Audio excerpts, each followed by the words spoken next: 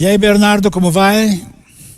Boa tarde, Sardenberg. Boa tarde, Marcela. Boa tarde, ouvintes da CBN. Oi, Bernardo. Boa tarde. Bernardo, antes de você começar o seu comentário, queria que você ouvisse com a gente um e-mail de um ouvinte que acabou de chegar aqui. A Marcela tem o teor desse e-mail.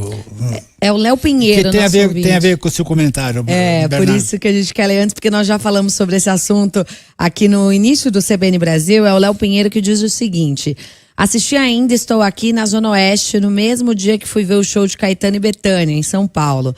Deixou a experiência muito mais intensa. Mas saí de lá mexido e confesso que durante a prisão de Eunice e situação onde se sabia que estava acontecendo torturas, quase deixei a sala de cinema. Não entendo como alguém ainda tem coragem de defender esse tipo de regime. Ainda estou aqui, deveria ter exibição em colégios, na TV aberta e praça pública. Não podemos esquecer isso, diz o nosso ouvinte Léo Pinheiro, mandando mensagem aqui para nós pelo Fale com o Âncora do site da CBN. Bernardo. Pois é, meus caros, e pensar que pouco tempo atrás teve gente no Brasil se elegendo com base na defesa de golpe e ditadura militar, né? Nada como um dia e após ainda o outro. Tentando o golpe depois de perder a eleição, né? Exatamente, bem lembrado. Aliás, amanhã, né, 8 de janeiro, completam-se 2 anos desse caso, que é um caso que chocou o Brasil, chocou o mundo, foi muito parecido com o que tinha acontecido antes nos Estados Unidos, na invasão do Capitólio, e a gente está aí esperando o julgamento definitivo das pessoas responsáveis não só pela execução, mas especialmente pela idealização, pelo planejamento, pelo incentivo àqueles atos golpistas, aquela tentativa de subjugar, né, a democracia, derrubar a democracia no Brasil. Agora, Sardenberg e Marcela, tem aquele ditado de que a vida imita a arte. Aliás, exatamente. É um pouco isso que a gente está assistindo, né, no Brasil. Quer dizer, você tem uma grande repercussão desse caso, uma grande repercussão do filme que sensibilizou muita gente e, claro, ele vai provocando seus efeitos na realidade, na discussão das questões brasileiras. O Ainda Estou Aqui conta a história do Rubens Paiva, ex-deputado que foi brutalmente assassinado, torturado em 1971, mas também joga luz sobre o drama dos desaparecidos de forma geral, que no Brasil, algo que não se limitou à família Paiva, né? A Comissão Nacional da Verdade contabilizou ali 210 desaparecidos políticos no período da ditadura, e quando a gente fala em desaparecido, a gente está falando de gente que foi torturada, assassinada e que teve o corpo ocultado pela ditadura. Ou seja, as famílias não tiveram o direito básico de enterrar os seus mortos. Foi o que aconteceu com Rubens Paiva, com todas essas outras pessoas.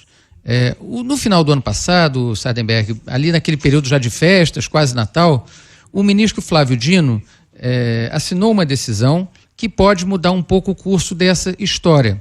E é curioso que essa decisão cita o filme Ainda Estou Aqui e toda a sua repercussão no Brasil.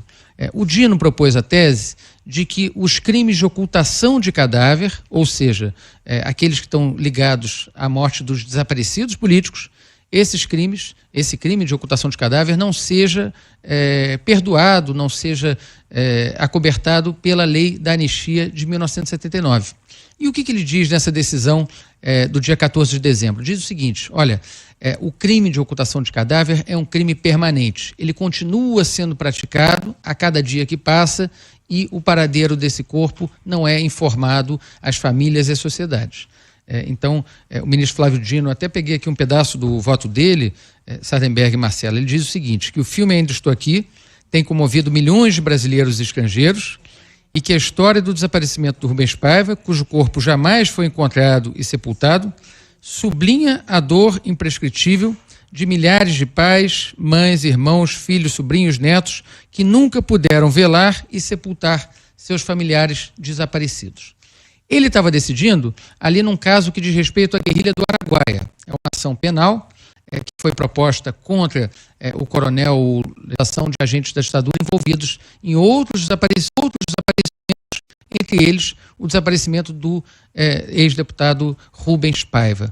É importante frisar, gente, acho que os nossos ouvintes já devem ter visto aí notícias nos últimos dias, de que há 2 militares vivos que participaram segundo o Ministério Público, do desaparecimento do Rubens Paiva. Um deles, inclusive, chegou à patente de general, o José Antônio Nogueira Belham, está vivo. Ele era o chefe do DOI-CODE no Rio de Janeiro, daquela instituição militar de repressão onde morreu o Rubens Paiva. Ele está vivo, não só vivo, como está recebendo uma pensão bastante alta aí dos cofres públicos. Então, a responsabilização desses personagens também importa por isso. Quer dizer, não faz sentido que o Estado brasileiro até hoje pague os salários, as pensões de gente que matou e torturou em nome do Estado. Então, essa é uma tese que deve ser discutida também nessa ação no Supremo Tribunal Federal. Já tem o voto do Flávio Dino, faltam os outros 10 ministros que devem depositar os seus votos aí no plenário virtual, Sardenberg e Marcela, assim que o Supremo voltar do recesso no começo de fevereiro. Bernardo Melo Franco, muitíssimo obrigado, Bernardo, e até quinta-feira. Até quinta-feira, um abraço para vocês e para os ouvintes. Valeu, Bernardo.